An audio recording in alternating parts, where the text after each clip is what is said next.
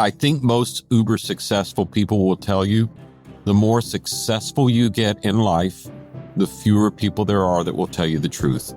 Establish those friendships now before you hit the top of whatever ladder you're climbing, because once you get to the top, it'll be very hard to find friends that'll be honest with you.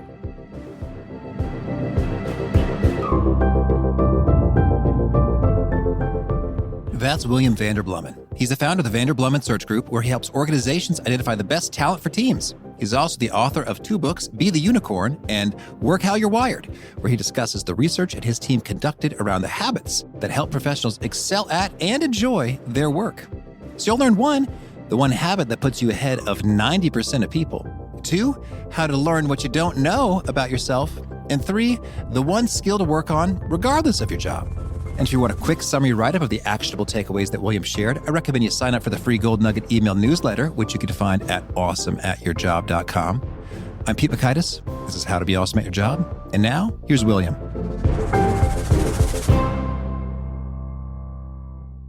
William, welcome.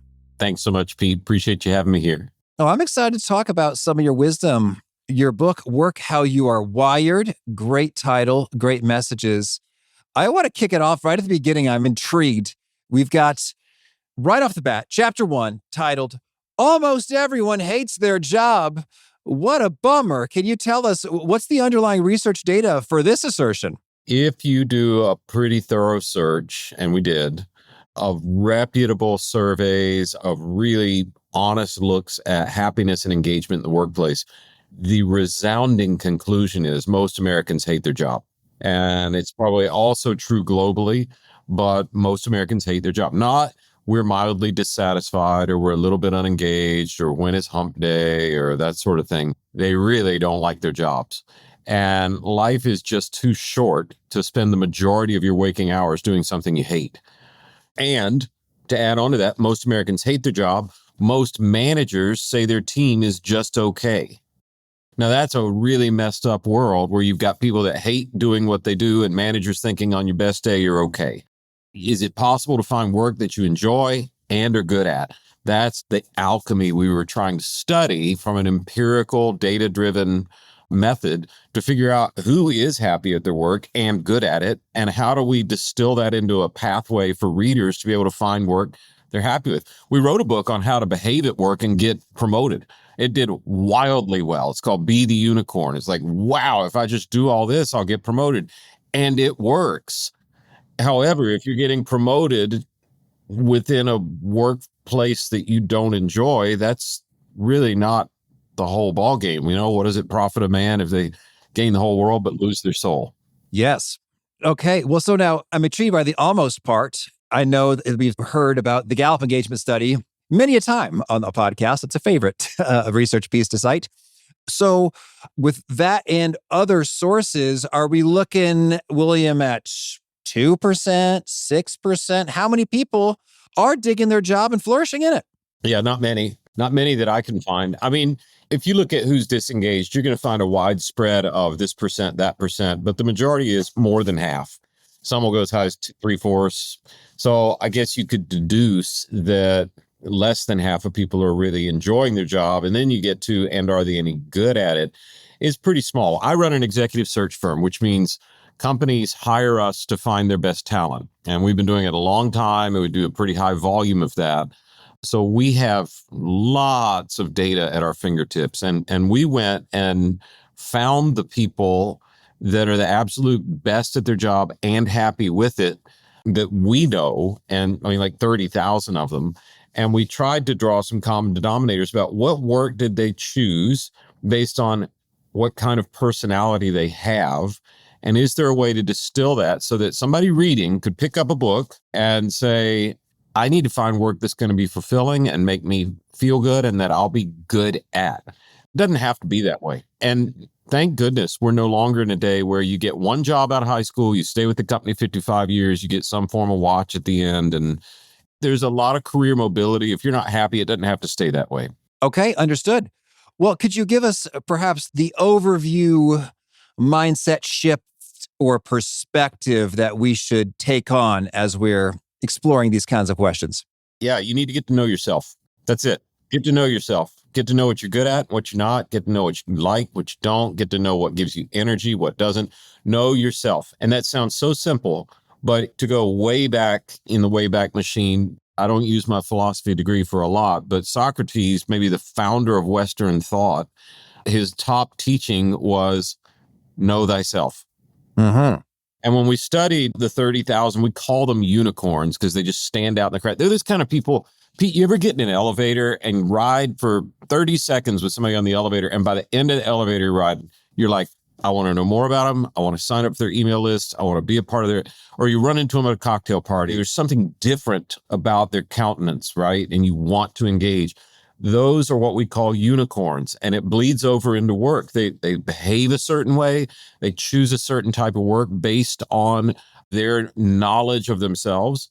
And what we found when we studied these unicorns is they have about 12 habits they follow that are not hard to follow, but very few people follow them. And one of them is the practice of self-awareness. Now, this is a little long, so stay with me just for a minute.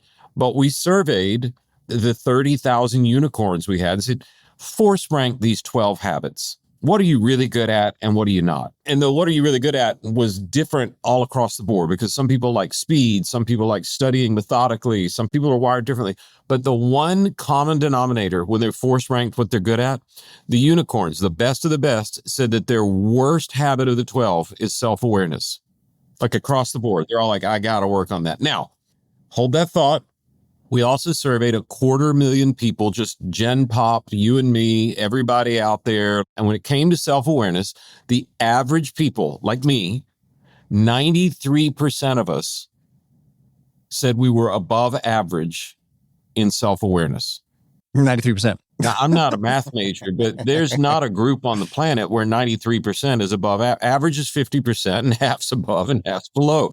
Lake Wobegon going on over here. Right. People think that exactly. That's exactly what it is. And the best way I can describe it is, do you remember the first time you heard your voice recorded? Oh, yeah. Oh, it's terrible for me. I don't know. How was it for you? Yeah, well, it was not pleasant. It was a voicemail situation. And that's a whole nother thing. Oh, and you heard it and you're like, that's not me. Yeah. It was disappointing. Like, oh, really? Yeah. I mean, I was like, who's this guy talking and why is his voice so bad? And it was me. It's that disconnect. People are not willing to take objective, hard looks in the mirror and see what they're good at. If you really want to find work that you're wired to do, you need to spend some time getting to know yourself on a how am I wired basis. And the good news is we're living in an age where you can find that stuff out quicker than ever, whether you use an Enneagram or a disc inventory or Myers-Briggs or what you can figure out how you're wired easier than any generation in human history. And if you'll start there, get to know yourself. What do you enjoy? What are you good at? What drains energy from you? If you start to get to know yourself, you'll be able to find work that you're wired to do. In the book, we took the 12 habits that unicorns practice, which is in the Be the Unicorn book. And we said, this sounds like 12 lanes of work. And sure enough, it is. And one of the habits is speed. Do you get back to people quickly? Do you do it intentionally? Are you driven to go faster and faster? There are types of work that are really good at that. Sales, marketing, executive assistant. That is speed driven. Neurosurgery is not, right? So you can have good, talented, smart people with different wirings that don't need to be in certain kinds of jobs. I sat with a friend of mine who actually is a neurosurgeon, and we met years and years ago. It was the first time I'd met with him. We went to a nice restaurant he picked for lunch, and let's just call him Pete to save the identity, okay? So Pete sits down next to me and the table gets set. I looked at my watch. He spent 3 solid minutes arranging his forks and knives and silver just perfectly, and I just kept watching and watching. Finally, he looked up and saw me watching him. And he kind of smiled. And I said, Pete, have you ever considered studying OCD? And he kind of laughed and he looked at me and he said, William, here's the thing. You want your neurosurgeon to be OCD. Mm-hmm. I was like, you're right. So he understands himself. He's in a field of work that requires that. He's in one of those 12 lanes. And the book is basically a 101 guide to saying, how do I figure out myself enough to know which of these 12 lanes I'm most naturally wired for, and what are the jobs that really show up in those 12 lanes. Well, William, to rewind a smidge, that notion of self-awareness, it's fascinating. We had Dr. Tasha Eurich on the show, and that's one of her big pieces is you're not as self-aware as you think. And that is the case for, I guess, 93% of those folks there. And it's intriguing that the unicorns think their self-awareness is worst. The rest think their self-awareness is great. And so it kind of speaks to that notion of the true master recognizes that there is much more to learn in a given domain. And it is the sort of amateur or intermediate who thinks, oh yeah, I got all that figured out. So I'm intrigued about that very notion is that sort of, I'm sure there's a riddle or a koan or a quotable gem about this notion that if you think you've got it all figured out, you sure don't. And it pays to have some humility and dig deeper into gaining a greater mastery of that thing.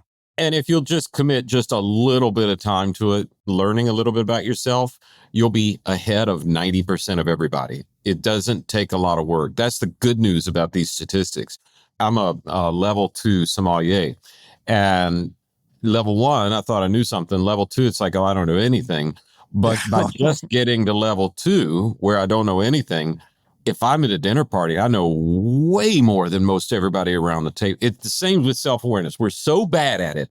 If you'll just get a little bit better, you'll have a competitive advantage in all of your human relationships, and definitely in finding work that you're wired to do. Well, so let's talk about the self-awareness notion in terms of what does good self-awareness look like, such that we might have a wake-up call and be like, oh, wow, William, I guess I'm not self-aware at all now that you mention it. Well, how about we do here's a fun little exercise. Nearly everyone, I think, listening has probably interviewed for a job where one of the questions is probably the one out of the gate is, so tell me about yourself. It's a pretty paralyzing question. Okay, I was born on a Saturday. I came home from the hospital on Tuesday. I didn't walk till does it need to be that thorough? Yeah, there's 1,000 directions you can take with that one. Yeah. It's so liberating. It's paralyzing. How's that? It's not specific, right? So what if you did this instead? What if you said, tell me about yourself. And I'm interviewing to work for you, Pete, and you're running some really fast growing podcast. Joe Rogan is nervous about you, right? So like you're moving big time up the chart. But more because of my ultimate fighting skills, William. That's right. So, yeah. Well said. So you are interviewing me for marketing position. And you said, tell me about yourself. I said, well, this is a very careful sentence. Here's what I'm learning about myself. Okay. That's interesting. Just steal that line. Use it if you're listening. Here's what I'm learning about myself. And that shows I don't have it all figured out, and I'm very aware of it. I am working on it. That's great. Now, what you can't do is, let me tell you what I'm learning about myself, and then go into what you're talking about with your therapist about childhood trauma and like, not that, right? That's certainly something worth learning. But in a job interview, what if you said, here's what I'm learning about myself, Pete. I'm learning that, on the Myers-Briggs, I'm a very high I. I like to plan the next party. And, if you look at me on the Enneagram, I'm a 7. That's the social coordinator, the rush chairman. And what's really interesting about people that are I's and 7s is they love trying new things. Okay. So that's me. If you look at my last 3 jobs and where I've listed on my resume the things I actually accomplished, which, by the way, is a freebie thrown in there. Don't talk about objectives in your resume. Talk about things you got done. If you look at where I got the highest marks in my last 3 jobs, every single job, it was when the boss asked me to go figure something out we'd never done before. That gives me energy, right? What doesn't give me energy is showing up at work and being told do the same thing every day and make it a little bit better every day, same routine task, and engineer it better. I can do it, but I'm going to lose energy. You're not going to give me a good review. Put me in a place where I've never seen it before, and I know that about me. I'm learning it. I'm a 7. I'm an I. I'm learning these things. Let me tell you why I'm saying all this. I've looked at your company, Pete. You're growing like crazy. It's not just Joe Rogan. Mel Robbins is talking to. They're worried. And I'm guessing you, with all this world of algorithms and AI and marketing changing, you don't need somebody who has a fixed playbook that's going to come in and try and run it their way. You need someone who really enjoys the curiosity of trying to figure something out. Someone who says, if you said, jump out of the plane and build the parachute on the way down, I would get excited about that. And I'm guessing that's what your company's facing. So what am I learning about myself? There's a lot more to learn, but the way I'm wired might match the kind of challenges you're facing with this job. And I'm super excited to dive into that with you today. That's a whole different way to answer. And by the way, you've just won the interview and you prevented them from asking you the question, well, what is your greatest weakness? I hate that question. So does that help? Certainly. So it's ongoing. We're learning about ourselves. And in so doing, there's great stories to be told and matches to be found and options to be ruled out, based upon what you're seeing there.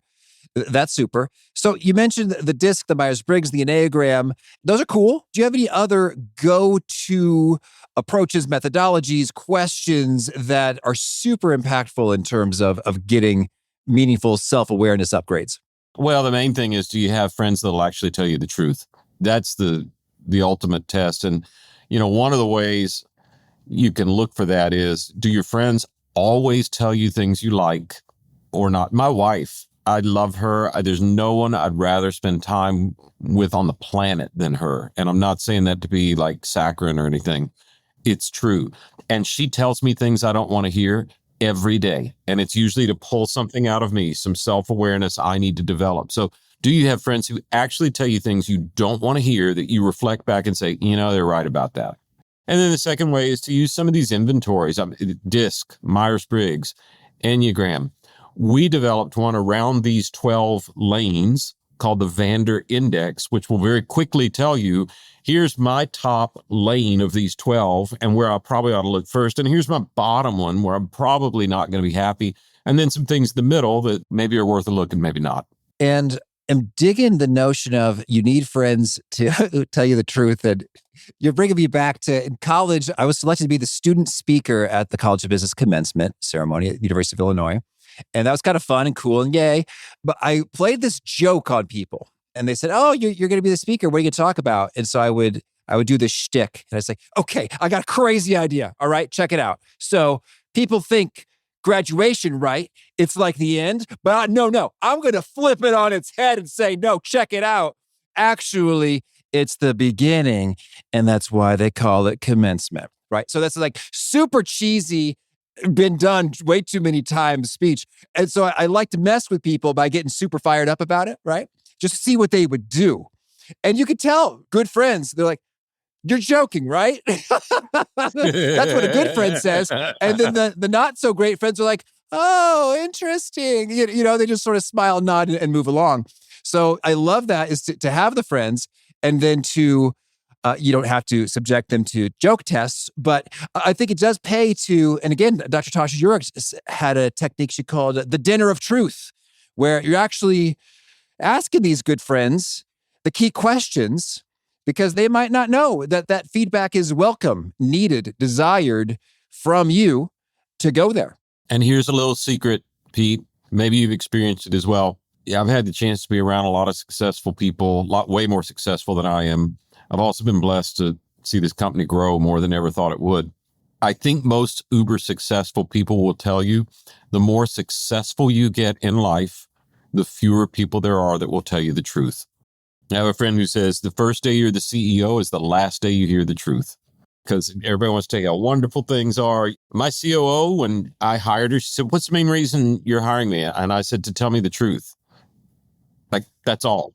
And she's like, that's it? I'm like, that's it. So, I imagine people who are taking time to listen to your podcast are progressing in their career. They're moving up. Probably a lot of listeners, mid-30s or under. Just realize, establish those friendships now before you hit the top of whatever ladder you're climbing. Because once you get to the top, it'll be very hard to find friends that'll be honest with you. Okay, so good friends, ask questions, take the Vander Index. Can you give us the rundown? What are these 12 lanes? Yeah, sure. We can start with the fast because it's my favorite. But the fast is people who respond quickly and love doing it. I probably ought to be in therapy. If you text me, it really doesn't matter what time of day it is. I'm probably looking at it. And I know that's on the way out and we're The brick is the thing everybody's putting their phone on. All my kids want to disconnect from the addicted phone and all. But there is still an art. Business is won by speed of response. And there's all kinds of research in the book to talk about it, but that's one. Oh, yeah. Jay Baer on the show talked about this. It could be huge in sales, particularly. And it's not hard. The reality is it's just not hard, but very few people follow through on it. Very few.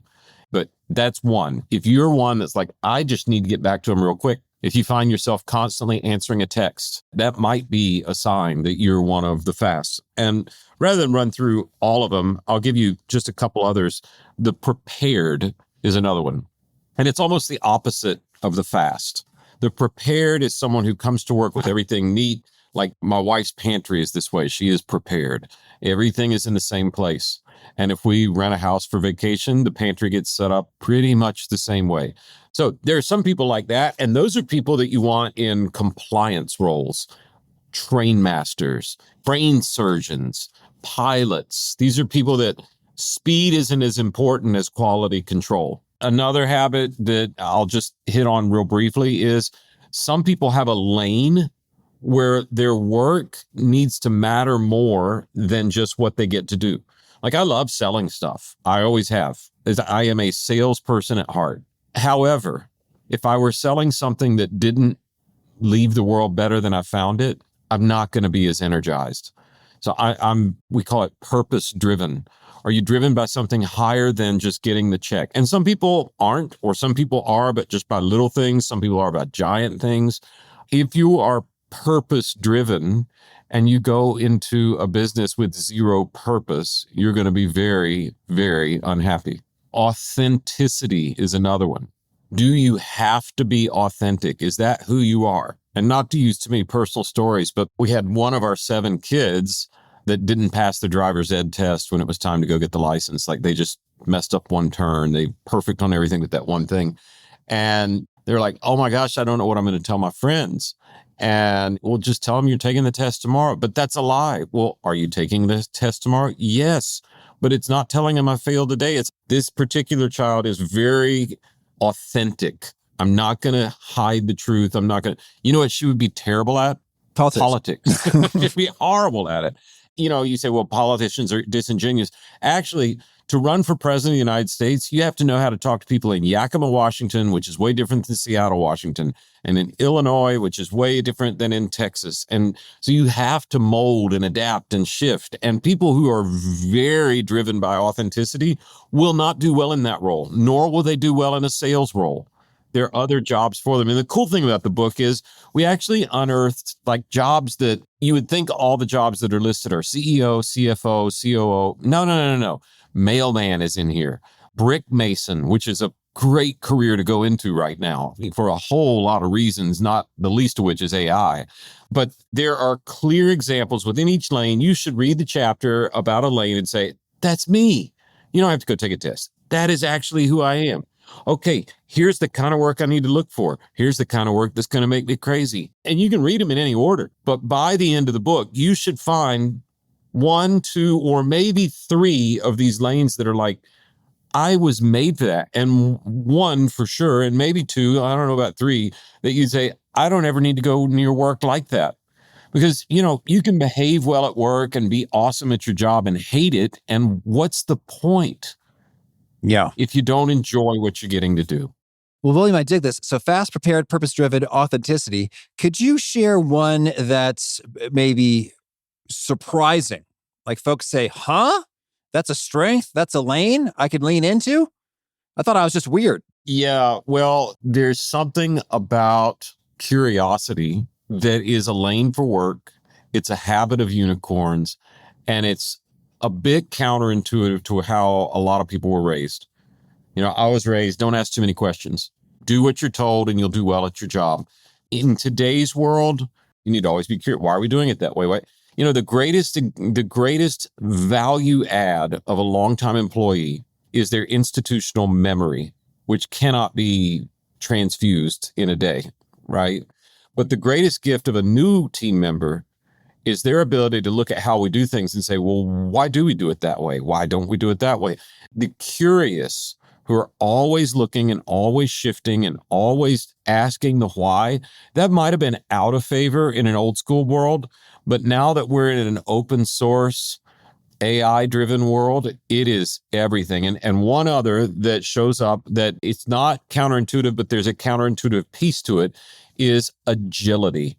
There's a lane for people who want to try new things. They're always learning a habit or a hobby or something. The unhealthy version of it is the person who you say, so what's your favorite book you've ever read? And they say, oh, I just finished it. And you ask them 6 months later, what's your favorite book? Oh, I just finished it. It's almost like a shiny object thing.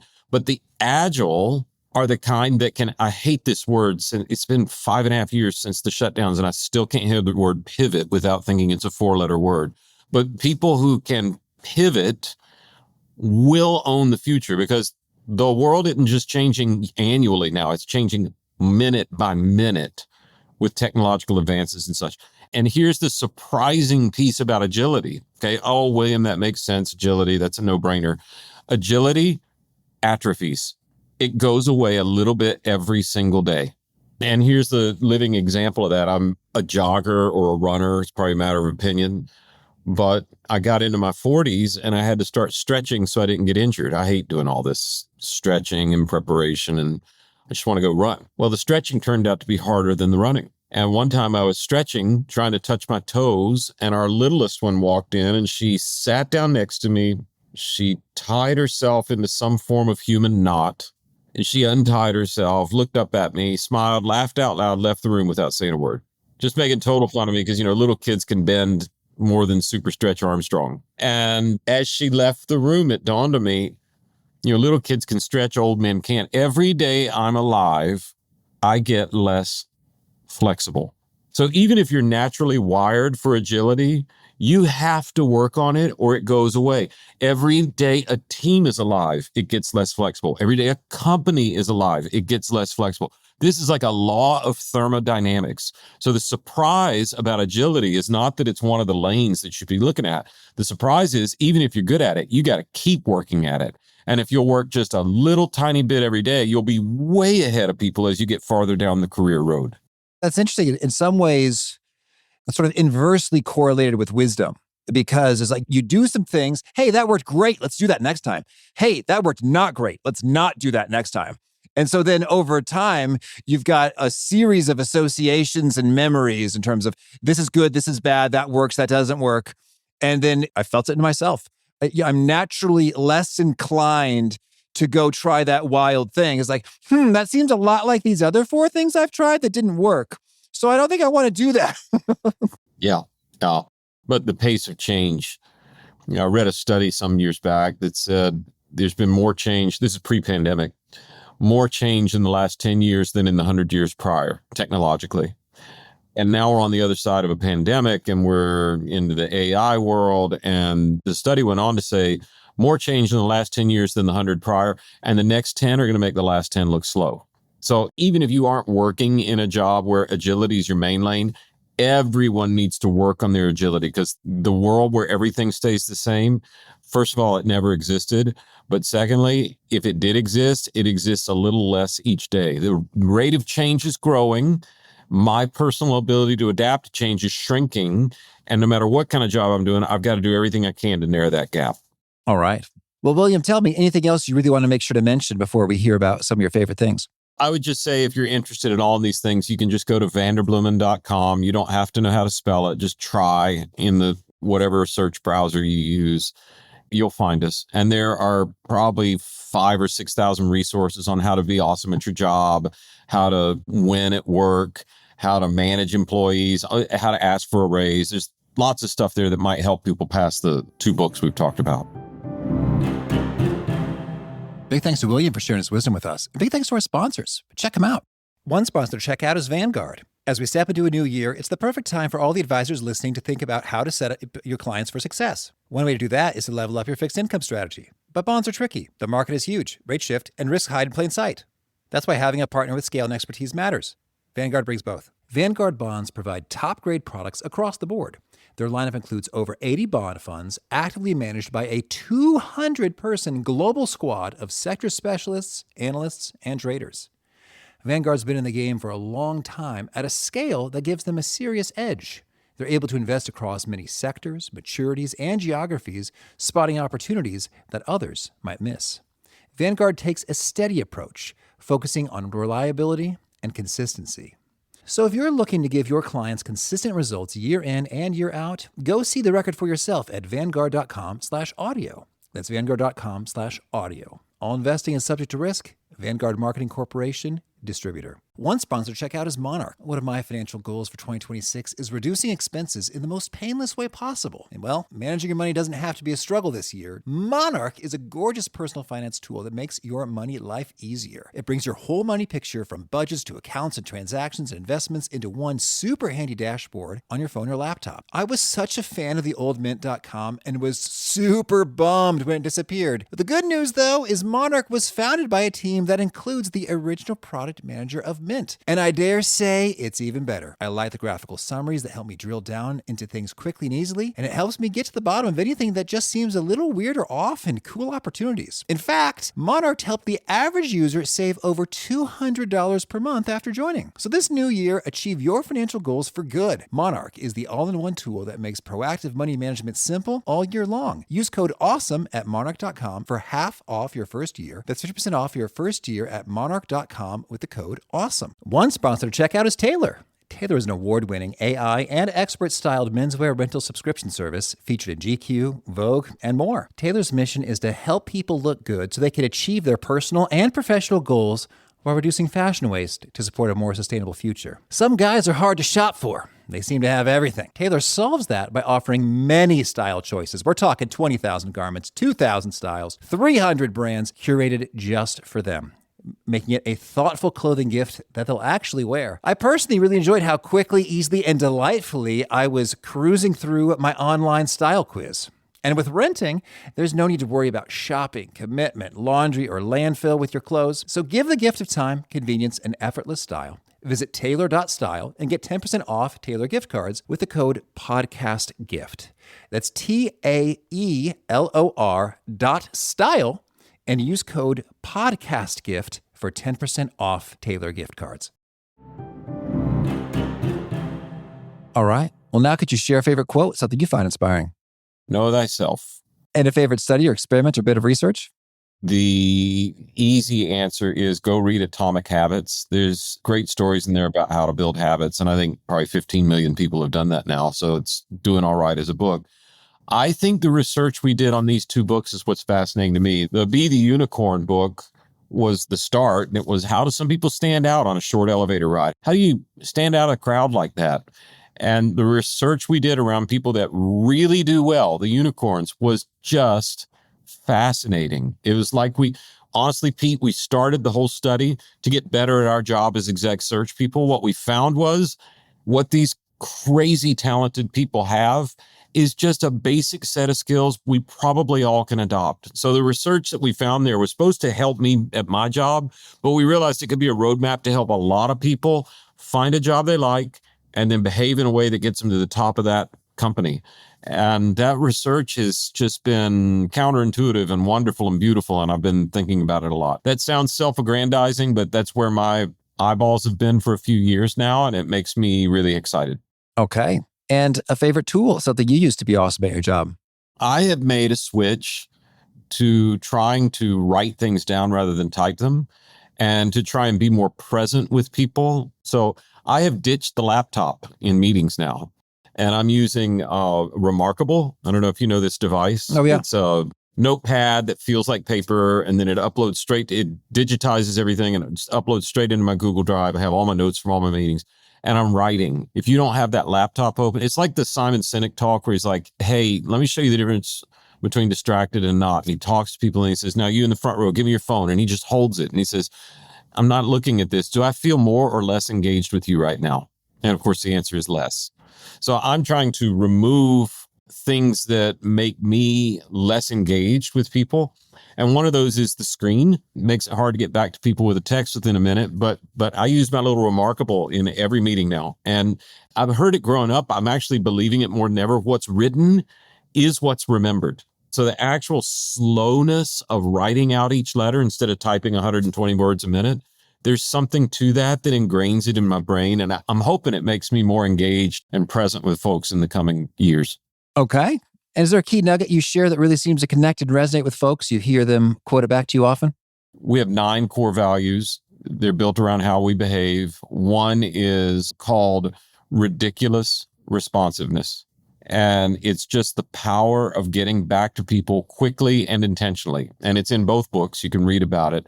And I've had people say, I took our whole staff of 500 people through the first chapter of Be the Unicorn, and we built an entire strategy on getting back to people quicker, and it changed our business. So over and over and over, I'm hearing people quote ridiculous responsiveness. I don't know whether we came up with it or not, but it's what I hear. Beautiful. And if folks want to learn more or get in touch, where would you point them? Try spelling Vanderbloemen into any search engine. You'll find it. Okay. And you have a final challenge or call to action for folks looking to be awesome at their jobs? Yeah, just get to know yourself. And that sounds selfish. It's not. Once you know how you're wired, you'll know where you're going to flourish the best. All right, William, thank you. Thank you, Pete. Appreciate you having me on.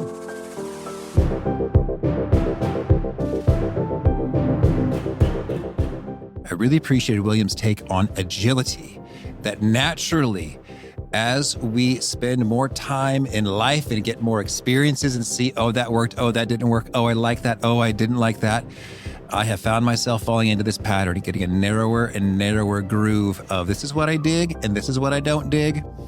And it's so important to proactively get uncomfortable, try some new stuff, and keep that agility moving so you don't atrophy. Great stuff from William. If you want to check out the show notes or the transcript or the links to items that we've referenced, please drop on by awesomeatyourjob.com/EP1122. Hope to catch you next time, and peace.